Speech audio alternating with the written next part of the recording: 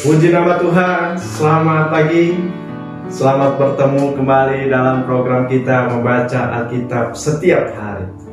Kita ikuti terus pembacaan Alkitab kita, mari kita arahkan hati kita untuk kita boleh bertemu di dalam firman Tuhan. Amin. Pagi hari ini kita masuk dalam episode 14 Maret. Dan sebelum kita lanjutkan, saya undang kita mari berdoa bersama-sama. Kita berdoa. Bapa yang baik, terima kasih untuk pagi hari ini. Kami bersyukur untuk pertolongan Tuhan bagi kami. Dan hari ini kami berdoa, biarlah firman Tuhan boleh memberkati kami. Renungan firman-Mu juga boleh memberkati kami, sehingga menguatkan iman kami boleh bertumbuh di dalam firman-Mu. Terima kasih Tuhan, di dalam Yesus Kristus kami berdoa. Haleluya. Amin. Pagi hari ini tema bagi kita berbisnis dengan jujur. Berbisnis dengan jujur. Saya bacakan dari kitab Ulangan pasal yang ke-25 ayat 13 sampai ayat yang ke-16. Janganlah ada di dalam pundi-pundimu dua macam batu timbangan, yang besar dan yang kecil. Jangan ada di dalam rumahmu dua macam efat, yang besar dan yang kecil. Harus ada padamu batu timbangan yang utuh dan tepat. Haruslah ada padamu efa yang utuh dan tepat, supaya lanjut umurmu di tanah yang diberikan kepadamu oleh Tuhan Allahmu. Sebab setiap orang yang melakukan hal yang demikian, setiap orang yang berbuat curang adalah kekejian bagi Tuhan Allahmu. Di dalam hukum Taurat, bagi bangsa Israel, hukum Taurat mengatur perilaku orang Israel supaya mereka hidup jujur terhadap sesamanya. Bangsa ini sudah diajar sejak zaman purba supaya mereka hidup jujur terhadap sesamanya. Dalam renungan kita hari ini, hukum Taurat juga mengatur transaksi dagang agar dilakukan dengan jujur. Batu timbangan adalah untuk mengukur berat. Nah, di sini ada dikatakan jangan ada padamu batu timbangan yang utuh. Nah, harus ada padamu batu timbangan yang utuh dan tepat, yaitu untuk mengukur berat. Dan juga dilanjutkan efa adalah untuk mengukur volume. Dan dikatakan juga di sini haruslah ada padamu efa yang utuh dan tepat. Bagi orang yang tidak mengenal Tuhan, berbisnis dengan memakai batu timbangan atau dua macam efa, dua macam timbangan, hal yang lumrah. Dan mereka merasa hal yang menguntungkan. Dan pada zaman itu orang Israel sudah diingatkan. Artinya pada zaman itu pun itu sudah demikian. Otak manusia itu sudah demikian, tidak jujur. Dan mereka merasa untung ketika mereka berhasil untuk menipu orang. Tetapi bagi orang Israel, Tuhan mengingatkan mereka bahwa berbisnis dengan cara seperti itu adalah kekejian bagi Tuhan.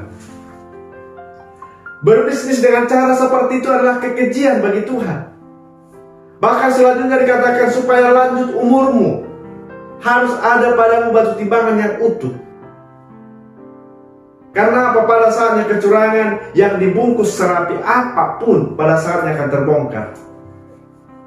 Dan Tuhan mengingatkan bangsa Israel. Dan hari ini menjadi renungan bagi kita supaya kita ini berbisnis dengan jujur. Amin. Jangan ada dua batu timbangan. Jangan ada dua efa bagi kita.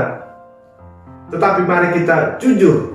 Nah, inilah yang mendatangkan berkat. Inilah bisnis yang mendatangkan berkat. Tetapi kalau kita mencoba berbisnis dengan cara-cara yang tidak jujur, maka tidak ada berkat Tuhan di situ. Maka uang yang dihasilkan pun tidak menjadi berkat. Dalam renungan kita hari ini, pagi ini, saya bagikan 3 poin bagi kita. Yang pertama, Tuhan tidak mau berkompromi dengan kecurangan. Tuhan tidak mau berkompromi dengan kecurangan. Lebih baik orang berbisnis dengan untung kecil tapi disertai berkat Tuhan. Amin. Bisnis yang dibangun dengan kejujuran umurnya akan lanjut. Firman Tuhan mengatakan demikian. Dan bahkan juga usahanya pun akan lanjut. Usahanya pun akan panjang. Karena apa? Dia akan disukai orang, akan dicari orang.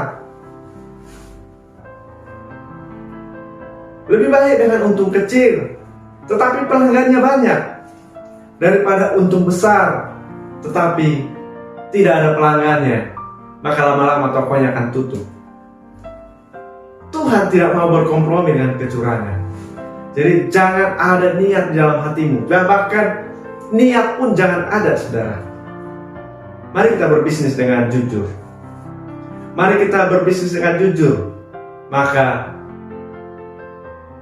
orang lain akan merasa senang berbisnis dengan kita, senang bekerja sama dengan kita. Dan Tuhan juga akan senang memberkati kita. Dan ada berkat Tuhan di dalam bisnis kita. Yang kedua, cepat atau lambat kecurangan pasti terbongkar. Jangan, saudara, karena sikap ketidakjujuran kita berbisnis, orang lain kehilangan kepercayaan kepada kita. Susah membangun kepercayaan itu.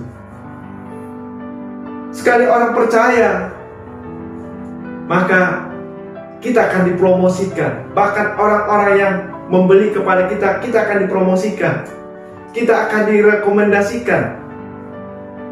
Sering saya juga mengalami seperti ini.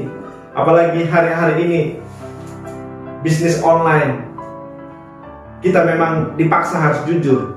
Karena apa? Bisnis online, sekali kita dikomplain, orang lain lihat komplainan kita, orang lain takut membeli barang kita.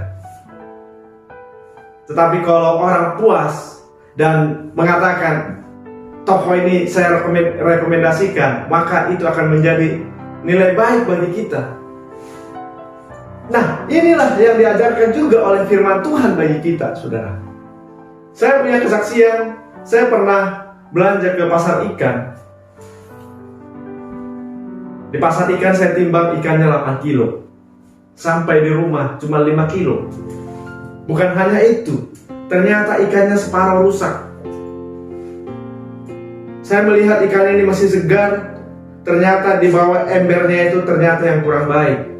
Dan itulah yang dimasukkan. Dia ambilnya dari bawah begitu. Ternyata yang diambil bukan ikan yang bagus yang saya lihat itu. Dimasukkannya ke dalam langsung kantong begitu, langsung dibungkus, dikasih dia banyak banyak es begitu, langsung dibawa, langsung dibungkus, diikat. Ternyata ikannya bukan ikan yang baik. Saya kesal, saudara, ya. Kalau dengan cara seperti itu orang Kristen berbisnis, maka tidak ada berkat Tuhan. Yang ada orang mengutuk, orang kesal, dan tidak akan lama bisnisnya akan tutup. Karena lama-lama tidak ada pembelinya, tidak ada pelanggannya. Tetapi kita anak Tuhan. Tuhan sudah ingatkan, Tuhan sudah mengatur kita bagaimana cara berbisnis. Yang ketiga, perilaku orang percaya harus berbeda dengan orang dunia. Perilaku kita sebagai orang Kristen harus berbeda dengan orang-orang di pasaran sana. Orang di pasaran berbisnis dengan cara seperti itu hal yang biasa. Mereka merasa untung. Mereka mengatakan orang lain juga melakukan itu. Dan itu sudah menjadi hal yang biasa. Tetapi bagaimana dengan kita, orang yang percaya kepada Tuhan? Mari kita berbisnis dengan jujur. Amin. Walau orang sekeliling kita berbisnis dengan cara yang tidak jujur, tapi kita orang yang percaya harus berbeda. Kita orang Kristen tidak sama dengan cara-cara orang dunia ini. Dan bukan itu menjadi keuntungan bagi kita. Walaupun harga kita mungkin lebih mahal, tetapi orang juga satu saat akan mengenal kita. Dan orang lain percaya kepada kita. Dan itu umurnya akan panjang. Usahanya akan panjang. Karena apa? Tuhan berkenan, Tuhan memberkati. Amin. Demikian renungan kita pagi hari ini. Tuhan memberkati kita. Kita berdoa. Terima kasih Tuhan untuk firman Tuhan pagi hari ini memberkati kami, supaya kami orang percaya, orang yang mengenal Tuhan, supaya kami berbisnis dengan cara yang jujur. Tuhan memberkati firman-Mu hari ini. Tuhan menolong kami sehingga kami boleh melakukannya, mempraktikkannya di dalam kami berbisnis. Di dalam Yesus Kristus kami berdoa, haleluya. Amin. Shalom, selamat pagi, selamat beraktivitas. Tuhan Yesus memberkati kita.